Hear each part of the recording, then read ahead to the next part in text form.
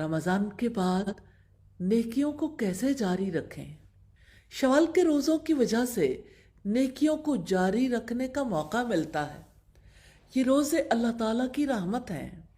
سیدنا ابو ایوب انصاری سے روایت ہے کہ رسول اللہ صلی اللہ علیہ وسلم نے فرمایا، جو رمضان کے روزے رکھے اور اس کے ساتھ شوال کے 6 روزے رکھے، یہ سارا سال روزہ رکھنے کی مانند ہے۔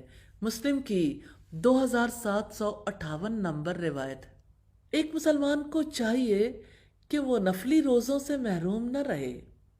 سوموار اور جمعرات کے روزوں اور ہر ماہ کے ایام 20 کے 3 روزوں یعنی 13، 14، 15 کے روزے، یہ روزے ہیں جن کی وجہ سے نیکی کی عادت کی کنڈیشننگ ہو جاتی ہے۔ وہ سارے نیک اعمال جن کو رمضان میں بڑے اہتمام سے انجام دیا جاتا ہے، مثلا قیام اللیل، نمازوں کا خشوع، تلاوت قرآن، ذکر، دعائیں، صدقہ، کھانا کھلانا اور دیگر نیکی کے کاموں میں سبقت لے جانے کا تسلسل روزے کی وجہ سے ممکن ہو جاتا ہے۔